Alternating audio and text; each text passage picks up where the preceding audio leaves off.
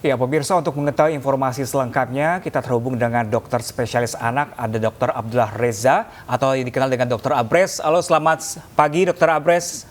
Selamat pagi Mas Safa, Mbak Safa dan juga Mas Pram. Ya, Dr. Abres, kita langsung aja. Dr. Abres, ini kan yang dia hindari adalah segala bentuk obat sirup. Apakah ini suplemen seperti vitamin juga harus dihindari, dokter? Ya, sesuai dengan arahan dari Departemen Kesehatan, semua dihindari, termasuk vitamin-vitamin dan juga obat dalam bentuk sirup drop yang masuk lewat mulut.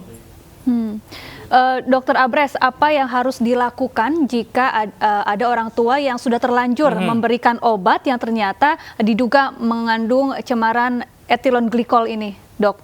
Ya, pada prinsipnya satu, tenang, karena tidak semuanya menjadi gangguan ginjal akut progresif atipikal. Yang kedua adalah stop segera, karena sesuai dengan arahan dari Kementerian Kesehatan dan juga organisasi profesi.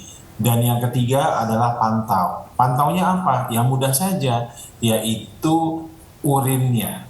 Kalau memang tidak ada urin lebih dari 12 jam, atau kalau makin berat kan gangguan ginjal bisa ada penurunan kesadaran, atau mual muntah gitu ya, segera bawa ke rumah sakit terdekat. Ya, Dokter Abres, ini kan sebagian besar terdampak pada anak-anak. Lalu bagaimana dengan orang dewasa? Apakah dapat menyebabkan hal serupa atau seperti apa, dokter? Ya, nanti coba dikonfirmasi lagi dengan dokter penyakit dalam. Tapi sampai detik ini memang sebagian besar pelaporan berada di usia anak, ya, antara bahkan lebih fokusnya lagi di bawah 5 tahun. Iya, Dokter Abres, jika obat sirup dilarang diberikan kepada anak-anak, lalu apa yang harus dilakukan jika anak-anak sakit, misalnya demam, batuk, pilek, dan lain sebagainya? Ya, pada prinsipnya yang harus dilakukan sekarang ini adalah segera hubungi dokter. Nanti dokter akan mengevaluasi apakah perlu diberikan obat-obat farmakologis yang tentunya diambil dari obat-obatan dewasa yang kita buat puyer, dan tata laksana lain seperti kebutuhan cairan, makanan, ya, dan juga isolasi. Dokter, terakhir dokter, imbauan dokter kepada para orang tua karena dengan adanya peristiwa ini semua pada panik. Apa dokter imbauannya nih, dokter?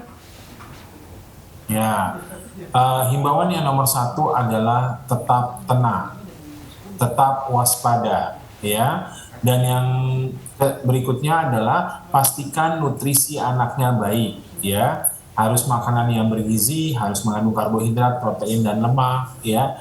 Lalu ingat selalu untuk imunisasi, ya. Dan jika sakit segera hubungi dokter. Karena kalau untuk obat-obatan puyer sampai detik ini jarang ada obat-obatan puyer yang dijual bebas. Oke, jadi sebaiknya langsung ke dokter ya, dokter, kalau lagi sakit ya, dokter. Oke, baik. Terima kasih banyak, Dokter Abres, telah berbagi informasi bersama kami di Ayu Siang pada kali ini. Terima kasih banyak, dokter.